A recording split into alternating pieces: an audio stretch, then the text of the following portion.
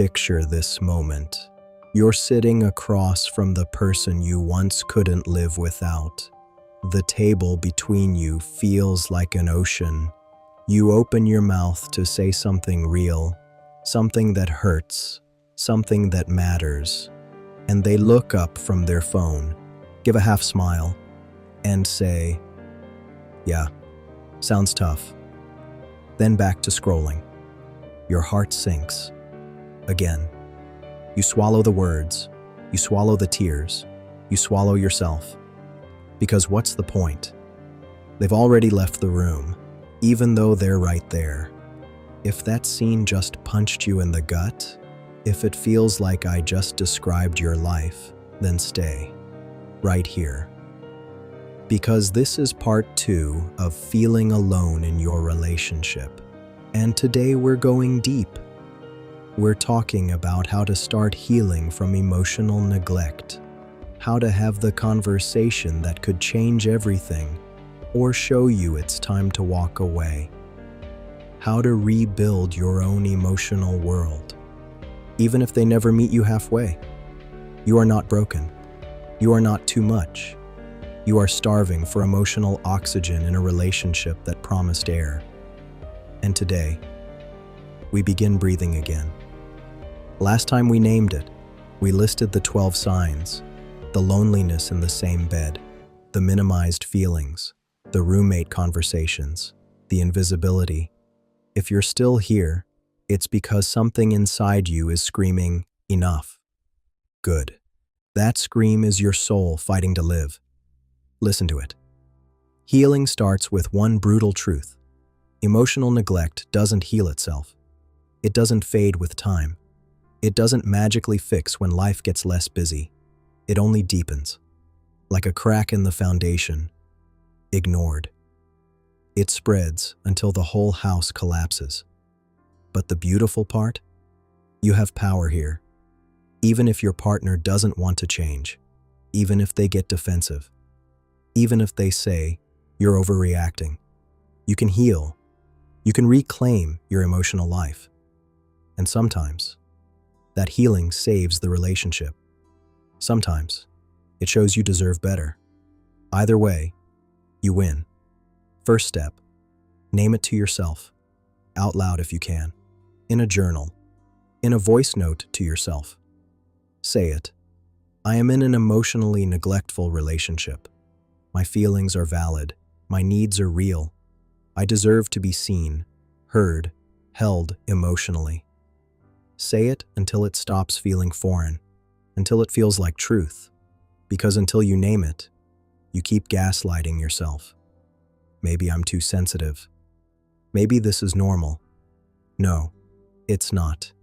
And naming it is the first act of self-love. Second step, feel your feelings, all of them. Stop shoving them down. Stop saying, "It's fine." When you're hurt, let it hurt. Cry in the shower, scream into a pillow, write angry letters you'll never send. Your emotions were neglected for so long. They need permission to exist. Give it to them. This isn't wallowing. This is thawing. Frozen feelings don't disappear. They just go numb. And numbness is what got you here. So feel, rage, grieve, hope, all of it. Third step, build your own emotional support system. Because waiting for your partner to suddenly get it is like waiting for rain in a desert. Start small. Text a friend. "Hey, rough day, can we talk?" Join an online support group for emotional neglect. Find a therapist who understands childhood emotional neglect, CEN, and how it plays out in adult relationships. You need people who see you, who respond, who say, "That sounds really hard. Tell me more." When you get that from outside, the starvation inside lessens. You stop begging for crumbs from someone who can't give them. Now, the scary part, talking to your partner. I know. Your stomach just dropped. You've tried before. It ended in defensiveness, dismissal, or silence. But this time, we're doing it differently. Rule 1. Don't accuse. Don't say, "You emotionally neglect me." That triggers shame, and shame shuts people down. Instead, use "I feel" statements. I feel really alone even when we're together. I feel unseen when I share something vulnerable and get a short response. I miss feeling emotionally close to you, and it's hurting me.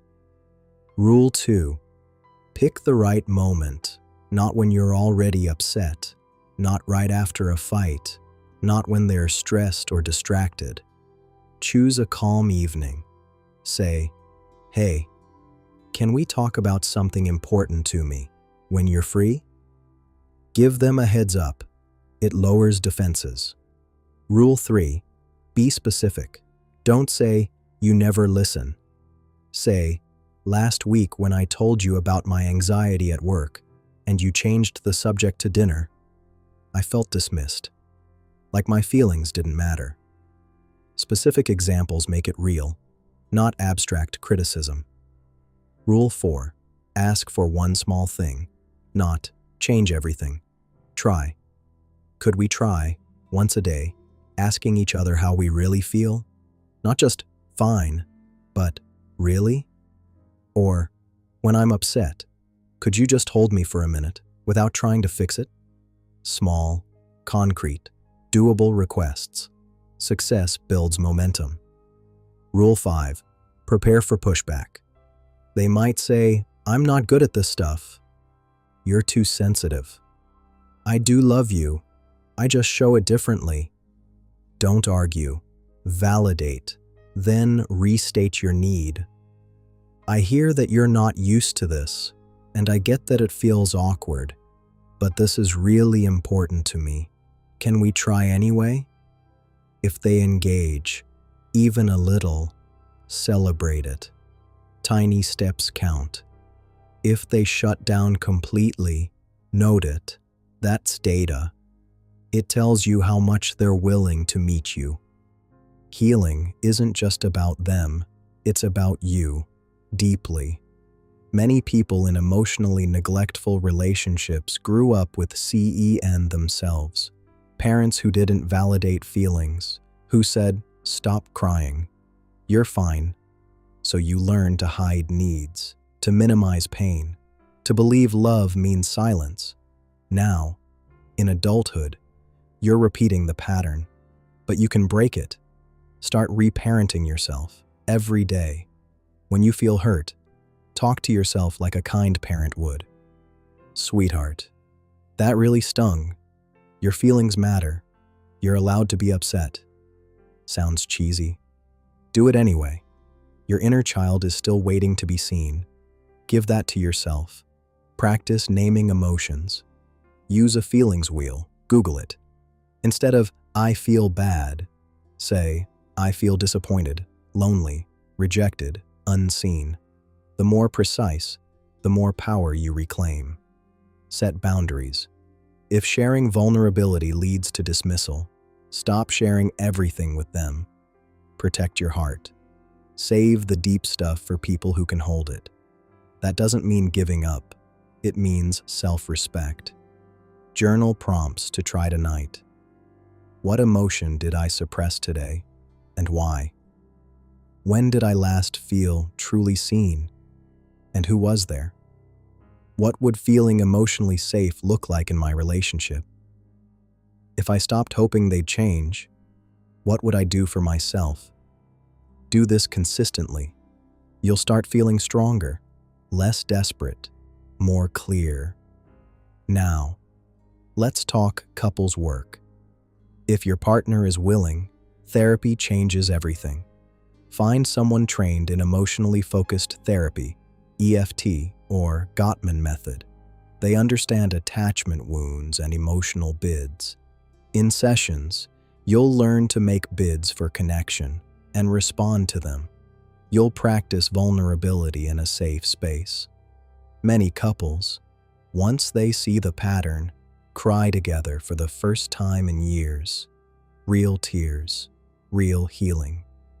But if they're not willing, go alone. Individual therapy for CEN is powerful. You'll learn why you tolerate neglect, how to stop attracting it, how to build self-worth independent of them. Real talk from people who've been there. One woman said, "After 12 years, I told him, I feel alone with you. He said, I don't know how to fix that. I went to therapy alone. 6 months later, I left. Best decision ever. Now, I'm with someone who asks how my soul is." Another man. "We both had CEN. We started small, daily check-ins. It was awkward, but we kept going. 2 years later, we actually feel married. Not just living together." Healing looks different for everyone. Sometimes it's saving the marriage. Sometimes it's saving yourself. So, where do you go from here? Ask yourself these questions honestly. Does my partner show any willingness to learn, even slowly? Am I willing to keep trying, knowing it might not change? What would my life look like if I felt emotionally safe every day? Am I modeling healthy love for my kids, or teaching them loneliness is normal? No wrong answers, only honest ones. If you decide to stay and work, commit to small daily actions. 1 genuine emotional share per day. 1 act of emotional presence, listening without fixing. Gratitude for any effort they make. If you decide to leave, do it with grace, not revenge, not desperation. From a place of, I deserve more. Therapy helps here too. Grieving the dream, not just the person. Remember this, you are not asking for too much. Emotional connection is basic. It's oxygen. You wouldn't apologize for needing air. Don't apologize for needing love that feels like love. You deserve someone who asks, "How are you?" Really.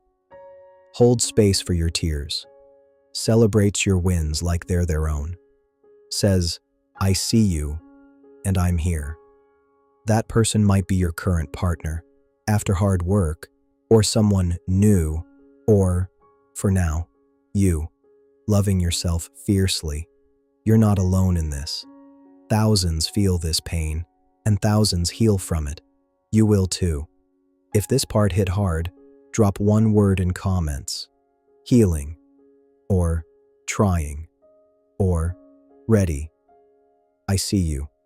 We see each other, like if you're ready to stop feeling invisible. Share if someone needs this.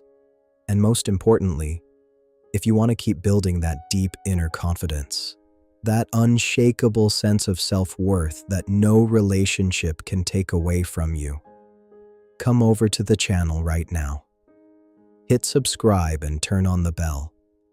Every new video here is designed to help you feel stronger, clearer, and more certain of your own value, step by step.